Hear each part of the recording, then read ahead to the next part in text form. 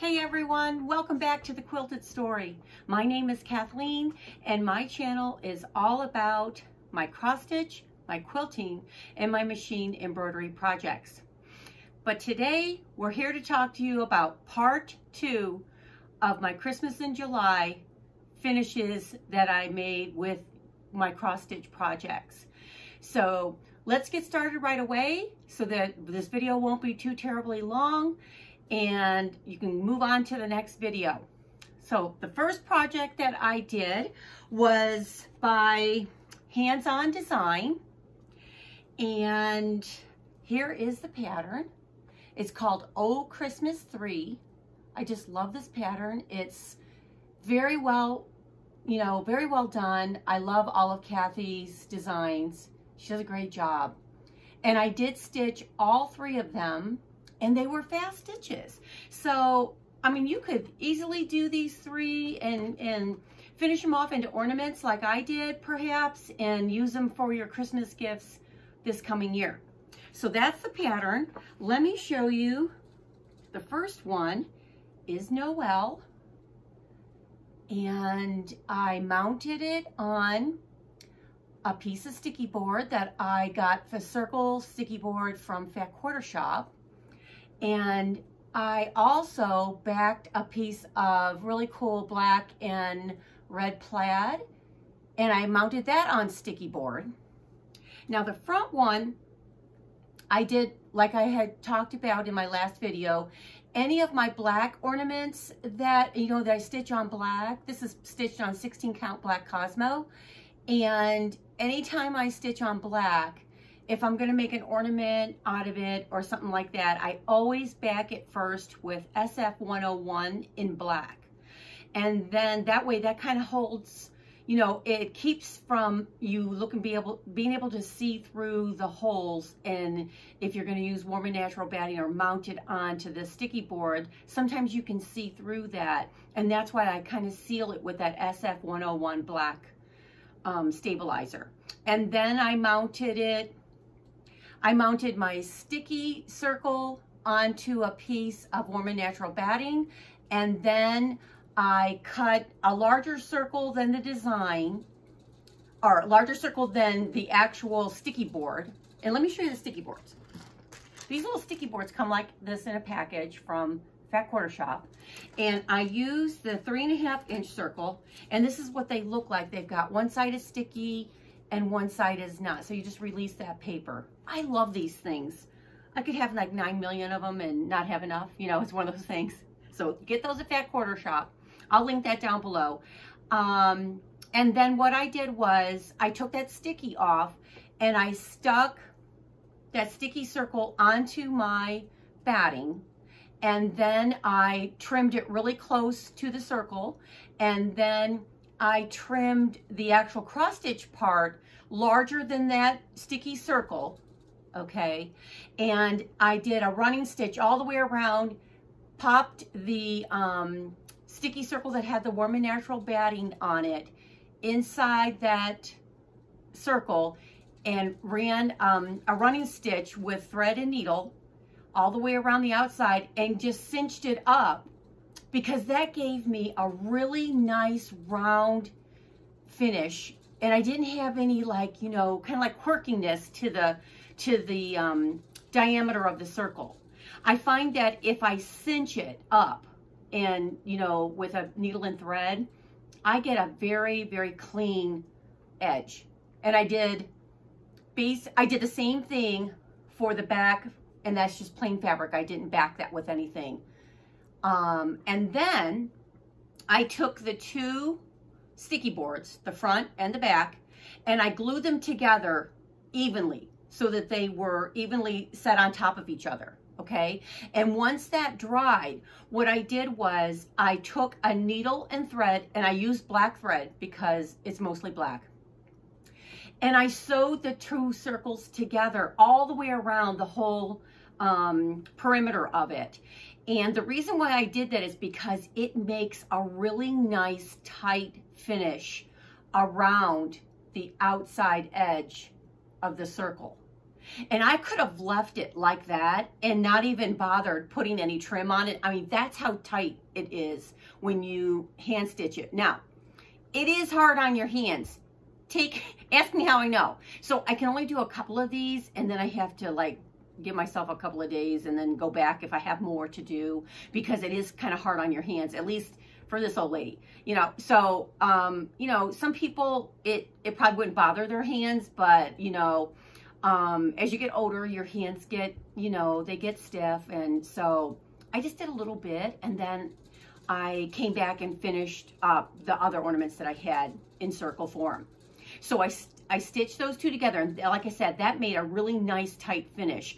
And then I just took this red and white baker's twine and I glued it all the way around. I started at the top, I left excess. I started at the top, I glued it all the way around, and then I tied it together at the top and put a little bit more glue right there. And then that way I could stop it here, and it was tied there. And then I just tied off the ribbon. So it's all one piece. It's not two separate pieces. I hope that makes sense. You know, probably as clear as mud, right? But let me show you the glue I used when I did this, because I was talking to my friend Debbie, and I had a hot mess on my workstation, and I was getting glue everywhere. And when I say everywhere, like I had it on me, I had it on my workstation, I had it all over my project. It was a hot mess. So Debbie was saying, you need to use something, you need to use glue that has a nice tight, let me take the lid off of this, a nice, you know, skinny, small cylinder dispenser. And so I bought this fabric fuse. I got it at Hobby Lobby. You can get it on Amazon, but my Hobby Lobby sells it, and they sell it, I want to say they sell it in a 2-pack. Or maybe I got the 1-pack at Hobby Lobby, and then I bought some more on Amazon, because, you know, you can never have enough of this in your studio. So I used this to apply the glue on that outside edge, and then just, you know, put the ribbon or the cording on there, the baker's twine. And then I let it dry, because it does dry pretty fast, and it dries clear. So if you do get some on there, but I will tell you, if you get glue on black fabric, you know, the black Aida or the black linen or whatever, it's going to show more than it would, like, say, on a neutral color. So there's a warning for you.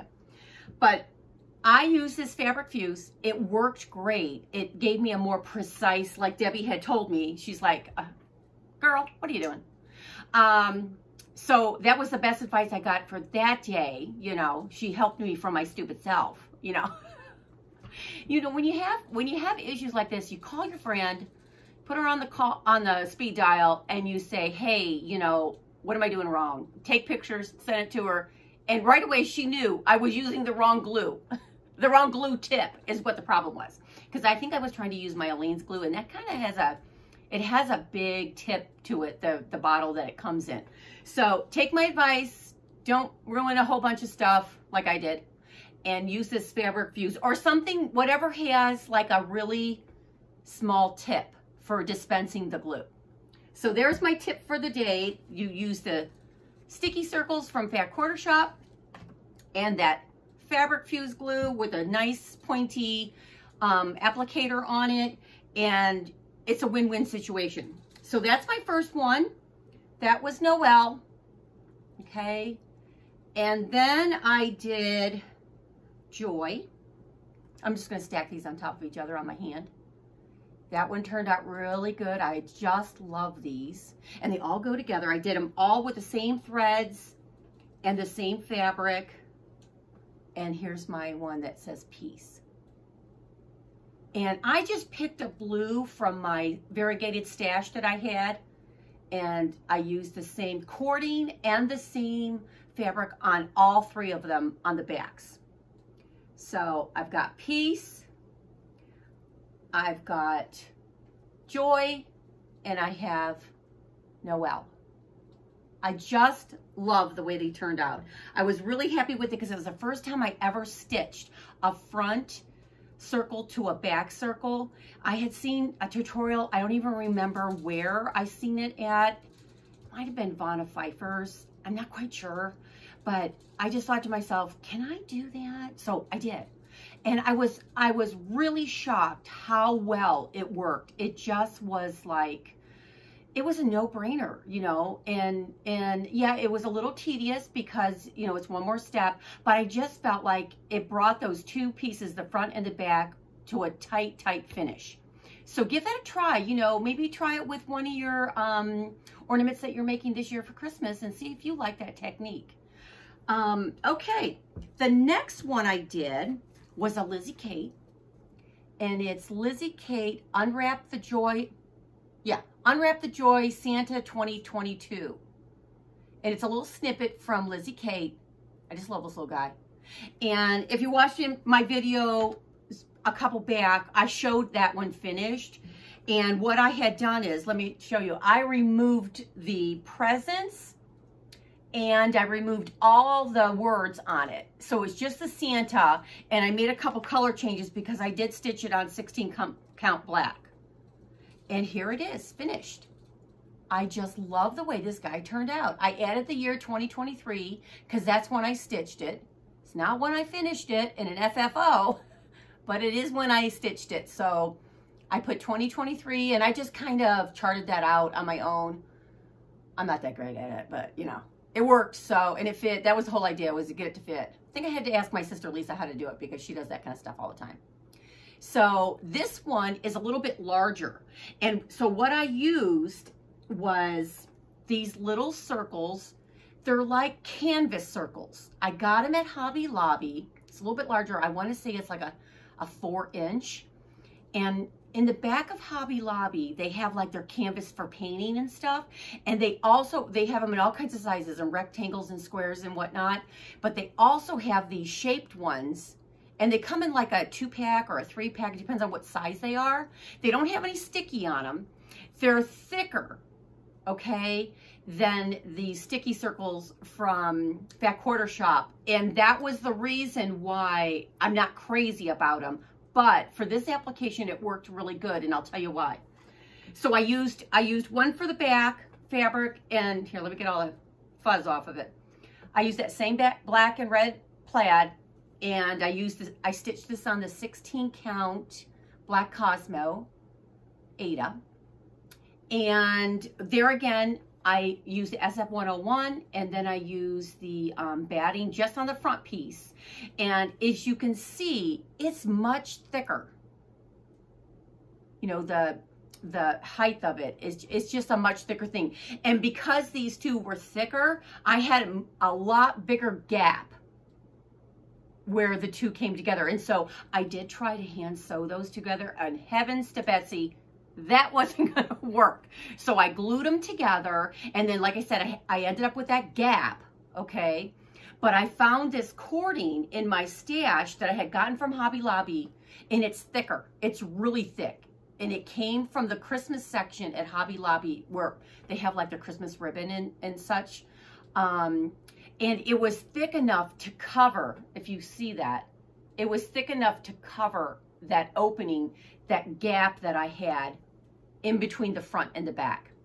Now, when I glued these two together, I did use the Aleene's Tacky Glue because I had a much bigger area to fill.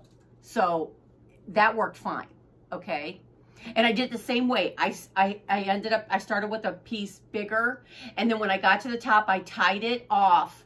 You know, I just kind of basically tied it in a single knot.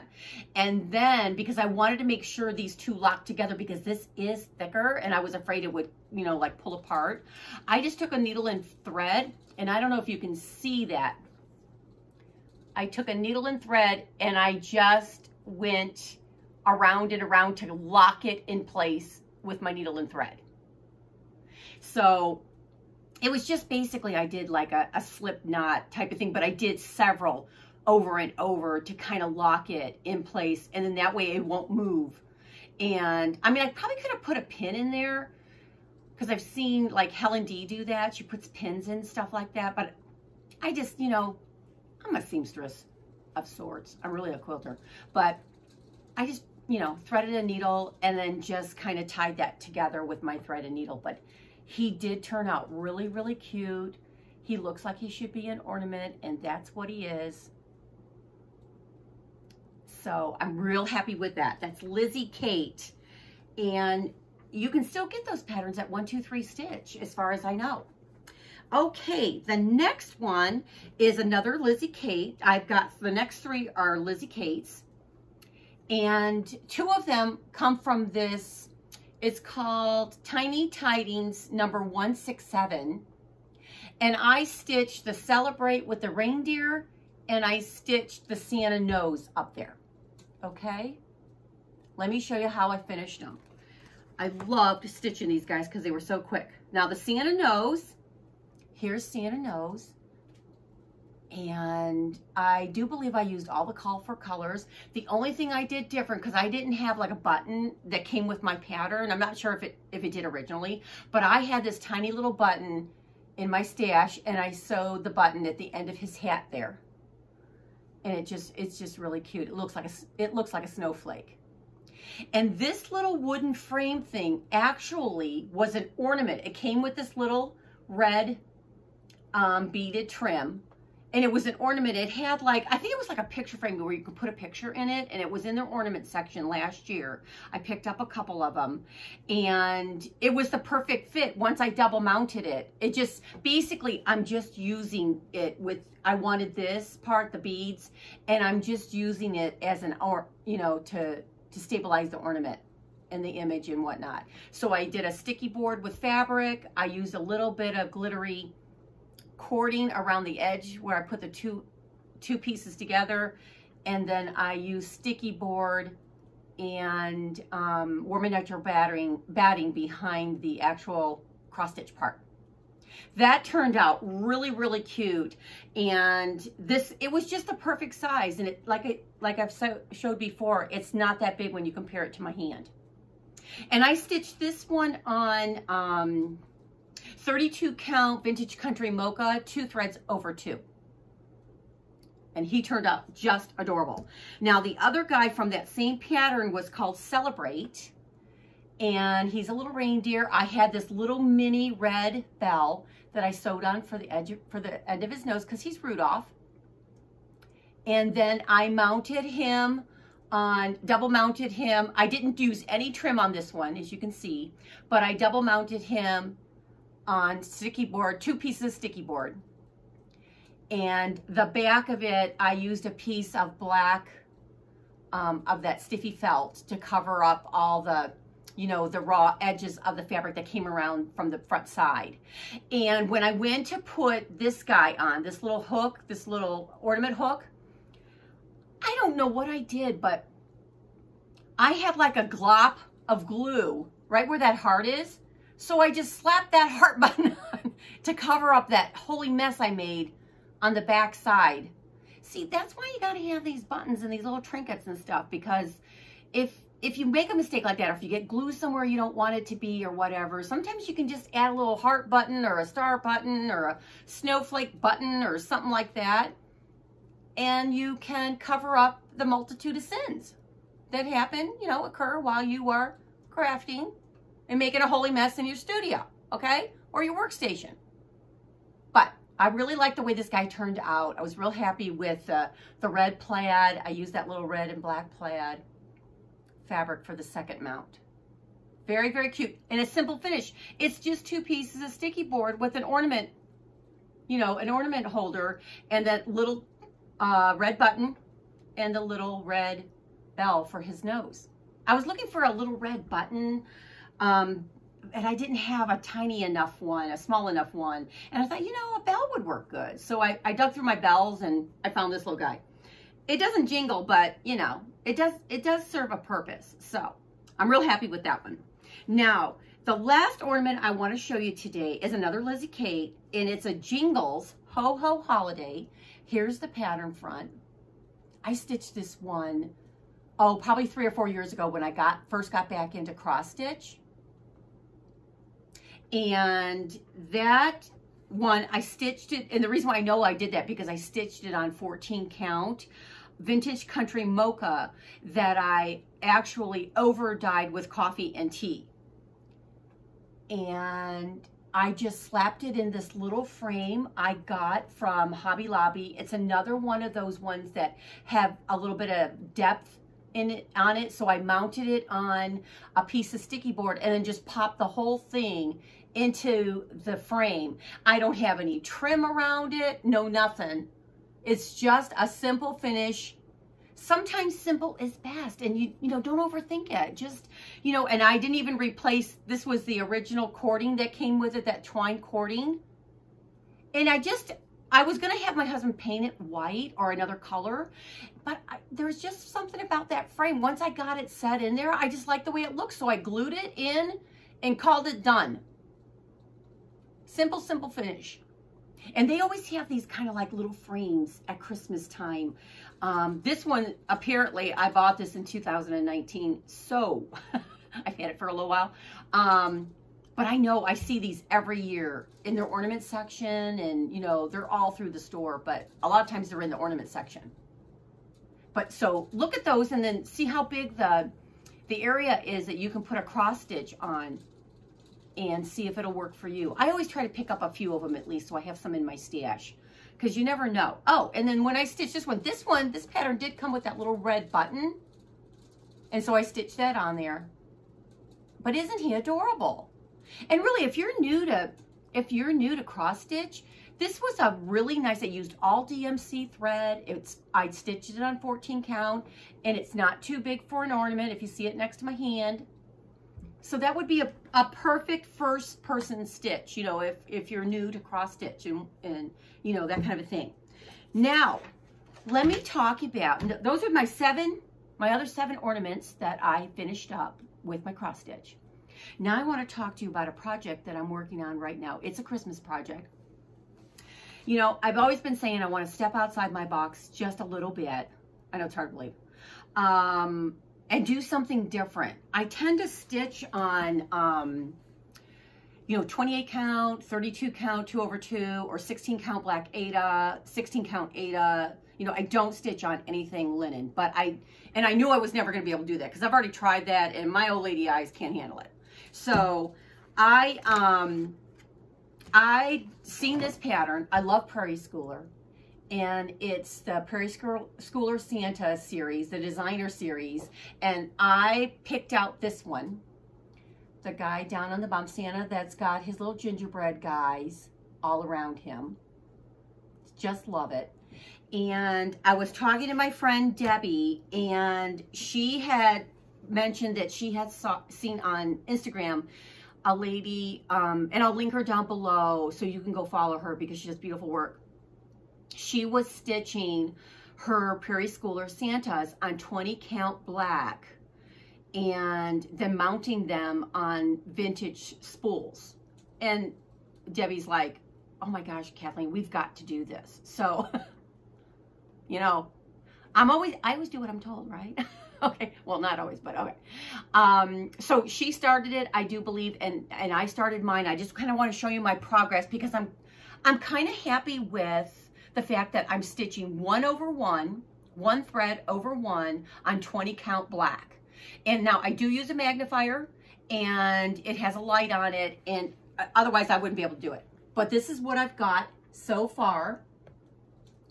And it's turning out really, really nice. I'm really happy with it. So it's basically, if you look at the pattern, and I'm doing the one on the bottom, it's the Santa's coat. I'm starting with the Santa's coat. And it's not going to be very big, you know, because I am stitching it on 20 count. But I did, at the beginning, I did have a hard time, you know, with the 1 thread over 1. And Debbie gave me some advice and said, first of all, use a smaller needle. Did that. I'm using a 26 needle. That really helped a lot.